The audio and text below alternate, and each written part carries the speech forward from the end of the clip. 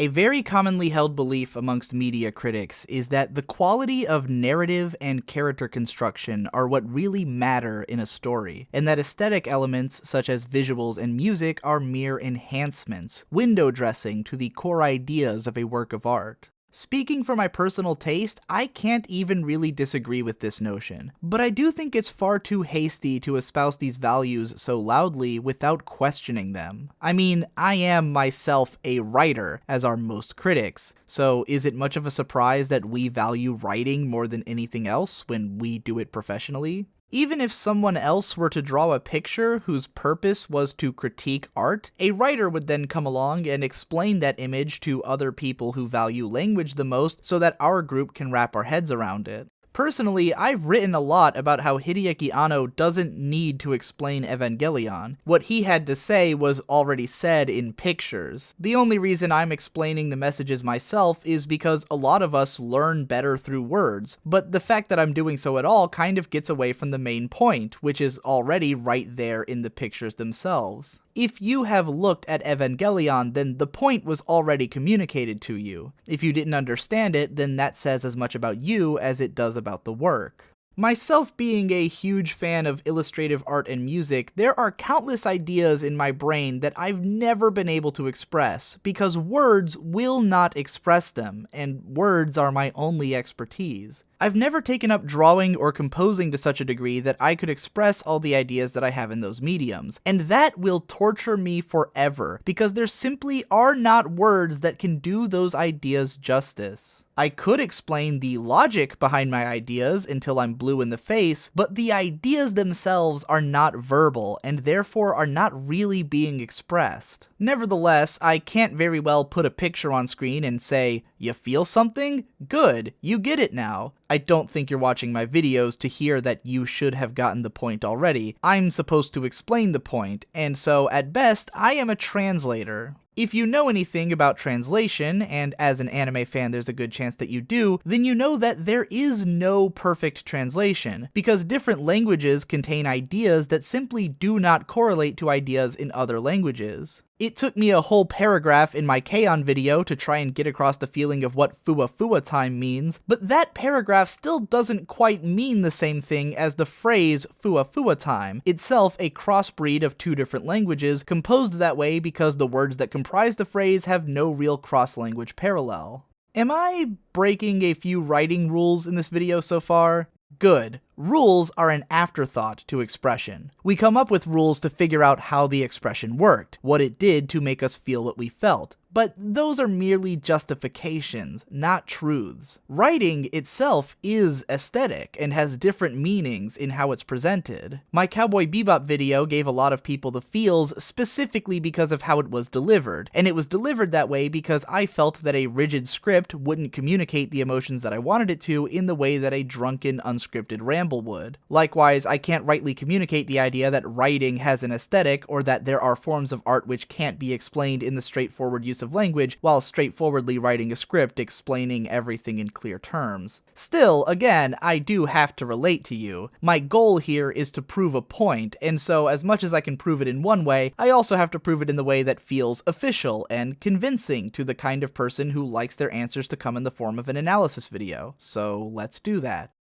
What does this image make you think about? What does it make you feel? The answers will be different for everyone, and you can feel free to pause the video and stare at it for a while if you want to form your own, but I'm going to explain what it makes me think about and feel. The subject of this image is Lane Iwakura, protagonist of the 1998 cult classic anime series Serial Experiments Lain. Both in the context of the TV series itself and amongst those who are aware of it, Lane is a powerful symbol, representing literally the goddess of the internet. Someone who arrived at the logical conclusion of technological singularity, becoming omnipresent both in the wired and, by extension, since the internet eventually becomes indistinguishable from reality, within the physical world. Lane's reputation within the show's narrative was able to become synonymous with her reputation amongst fans because of the potency of the show's presentation. It was released at a time when the internet was barely understood by most people, and came to be proven prophetic of what it would eventually become in many ways, giving the show survivability as an almost paranormal symbol of futurism. Lane herself is a very sympathetic character with a personality and struggles that many fans could relate to, and has an incredibly striking and memorable character design, which has also made her a fairly popular character in her own right. There are phrases which exist as memes within the show's text, such as "Let's all love Lane," which eventually became memes in reality, and the idea of what Lane represents in that world leaked out into representing the exact same thing in real life.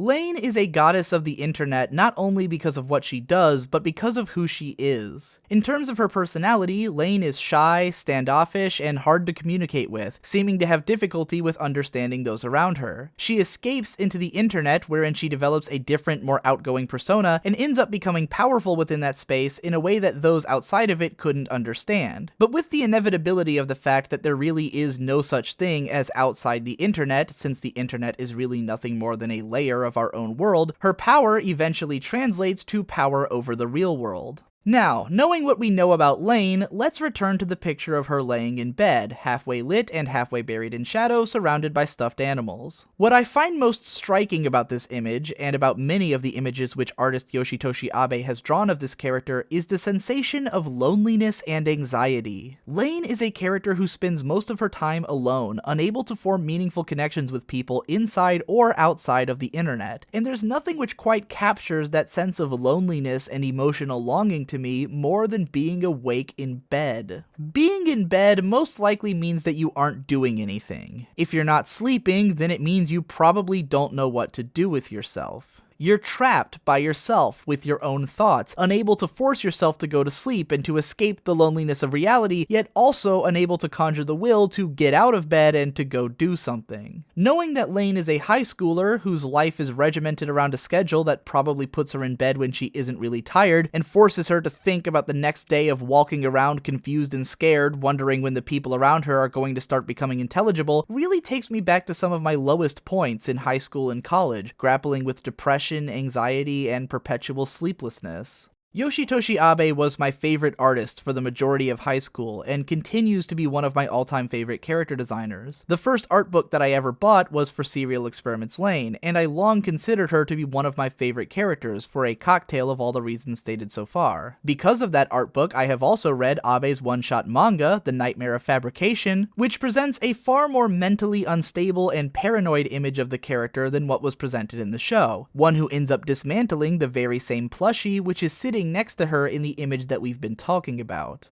There's something fundamentally haunting to me about the idea of this girl, a virtual goddess revered and even worshipped by many, nonetheless laying in her bed after logging off, trapped by anxiety, nothing more than the scared child that she always was. Her being halfway draped in shadow only intensifies the idea of this duality, as harsh light and shadow contrasts are often used in the series itself to symbolize the idea that the internet is nothing more than a layer on top of the real world, as much a part of its existence as shadow is to light. Abe nearly always drew Lane with very pained expressions, dark circles under her beautiful eyes which evoke some space between insomnia, insanity, and fragility. She has the face of someone who's always right on the verge of slipping away, which is why the duality of her omnipresent nature is that much more fascinating. In the same way that a human being can have all the strength, power, and money in the world and still die out of nowhere in an instant, there's something chilling about the thought of a young, fragile girl who is also basically God.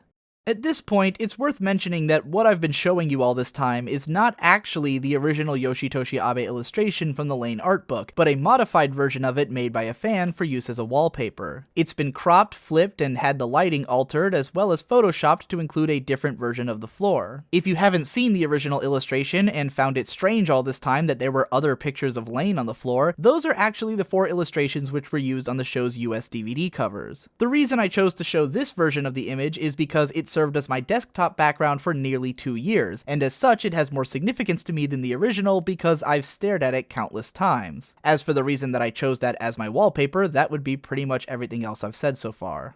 And that, my friends, was 1,038 words. Slightly in excess of what a picture is supposedly worth, but then I'm sure whoever started that phrase didn't realize that it only takes like 5 minutes to say 1,000 words. Not that I couldn't have probably been a little bit more concise. A lot of what I just described was very personal, and probably didn't relate to your experience of the image at all, at least not immediately, and especially if you didn't have any context into the character. I think that this is more or less the case every single time that anyone talks about art, and that many of us are very quick to take it for granted that other people feel similarly to ourselves. In the same sense that the colors green and red mean little to the colorblind, a spear to a nomad might be a symbol of safety and the means by which food is gathered, while to a civilization it symbolizes war and death.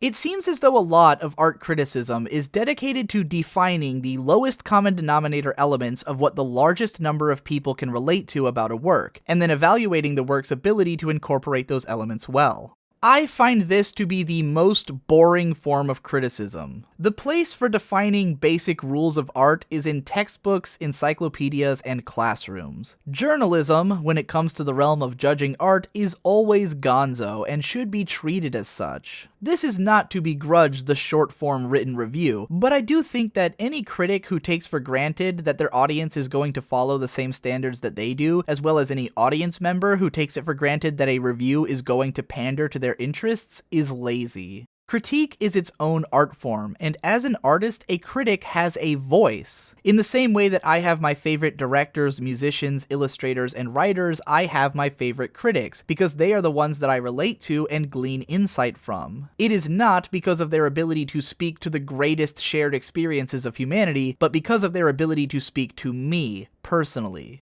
I'm not sure that this video will mean much to someone who's never seen any of my videos before, and I'm okay with that. I have plenty of videos that make for great hooks, and even a few that are so broad that they can probably be easily appreciated without digging any further. As an artist, though, I also have a vision that I'm hoping for my audience to understand, which is built upon by every piece that I produce. My goal is rarely to write a video which the audience already agrees with, or which reflects a stance that I expect to be broadly accepted. My actual goal instead is to be understood in my positions well enough that they can be applied to your own. I don't want you to agree with me, I just want you to get something out of my videos that you can use for yourself. The reason I'm talking about all of this is that in my video on Cabaneri of the Iron Fortress, I insisted on referring to that show as an art book, while extolling the virtues of its aesthetic strength and the show's ability to connect with visceral emotions through music and pictures alone. I provided examples such as Ikuma's transformation into a half-guyver towards the end of the series, but in the name of maintaining an aesthetically brisk and fast-moving script to reflect the show's pacing, I may have undersold it. In Japanese media, a character having their hair cut off is a very common symbol for conquering some kind of emotional burden and re-emerging with newfound resolve as a butterfly from their hair's cocoon. Speaking as someone who only gets his hair cut once every few years, I appreciate why this symbol works. Long hair very literally weighs you down. In the first place, Ikoma's design was meant to make him look like an outsider. He's hidden behind long hair and glasses, has nerdy, obsessive interests, and no one ever listens to him, and then he gets turned into a monster and has the living shit kicked out of him by the very society which he's trying to protect. The character whose entire existence symbolizes the strict moral code of that society spends most of the early part of the series acting as Ikuma's chief aggressor, only warming up to him after Ikuma proves himself in several big ways. This very same character is the one who offers both acceptance and faith in Ikuma during his darkest hour, inspiring him to re-emerge as a confident protector of his society, now sans his glasses and most of his hair. Ikuma's raised hair appearance is badass in a way which is almost specific to late 80s and early 90s anime, when greased-up high school gangsters were the in-crowd of shonen protagonists. For an example of this being used as even more of a plot point, look at Parasite, a manga from that time period recently adapted to animation, in which the main character starts off wearing glasses and looking average, but develops into a muscular badass with naturally sticking up hair as the result of the powers granted to him by his alien host. Sound familiar? It is no accident that this show would utilize the aesthetic sensibilities of 90s anime for a pivotal moment of characterization. The show's character designer, Haruhiko Mikimoto, is best known for his work as one of the most iconic designers of the 80s and 90s, who provided the designs for the original Macross, Gunbuster, Gundam 0080, and Macross 7. Cabaneri's production team didn't stop at using his designs to create a throwback aesthetic though. They went all out on animating these characters with a level of shading which is almost never seen seen in modern anime. If you've ever heard of the anime YouTuber and writer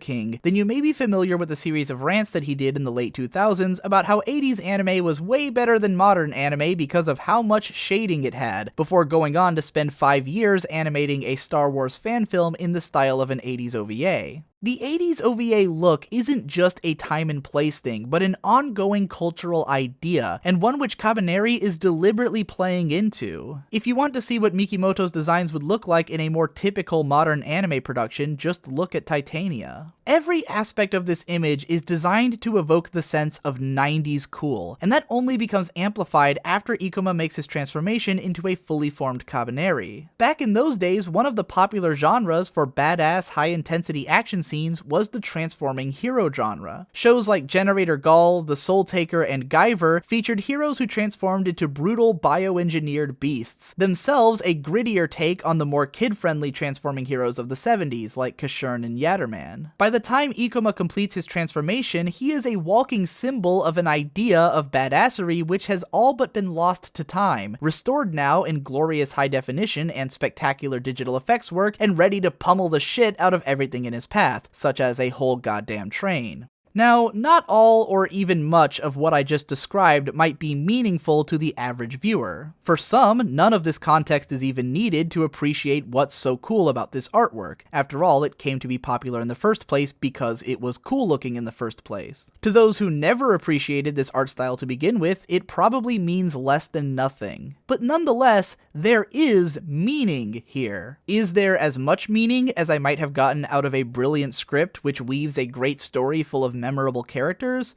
Probably not. Is there more meaning here than there would be in a mediocre story, which breaks neither rules nor conventions? Possibly. There certainly is enough meaning for me in the images of this show that I was able to enjoy it in spite of the lack of a great narrative. Had the series contained both a great narrative and amazing artwork, then it would be that much better in my eyes, but I don't think I could even begrudge someone if this was legitimately their favorite show, above others with phenomenal screenwriting, just because they like the art so much. The art is fucking awesome. This video is not a cry for critics to start incorporating more aesthetic analysis into their reviews, or even to take aesthetics into account when giving a score to something. At most, it's a cry for critics to recognize that prioritizing the script is a bias, even if it is a widely shared one, and that it may be helpful to address it as such. At the very least, it's an explanation of why I might claim that a show deserves credit for being an art book, and what kind of value I might get out of something like that.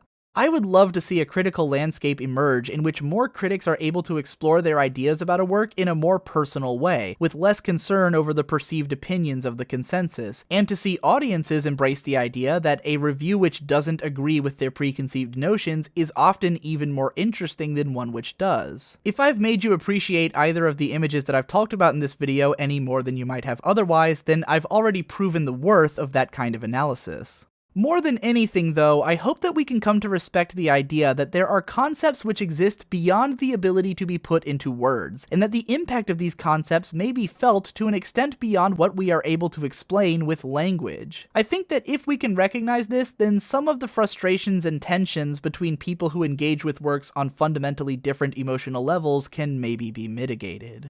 Thank you very much to anyone who made it through this entire gauntlet of pretentious-sounding esoteric complaints regarding the nebulous concept of aesthetic criticism. This kind of stuff probably only matters to people who spend way too much time consuming media reviews, but thankfully I think a lot of my audience is comprised of people like that, so I hope you enjoyed it. If you did, consider supporting my channel via Patreon so I can keep writing stuff like this, and subscribe to my vlogging channel for even more stuff along these lines. In the process of developing this video, I ended up making whole separate vlogs analyzing the aesthetic of Sword Art Online and why they elevate that show above the Asterisk War, as well as theorizing about the reason that we have more movie critics than we do music critics. Check out my other channels while you're at it, and as always, thanks again for watching, and I'll see you in the next one.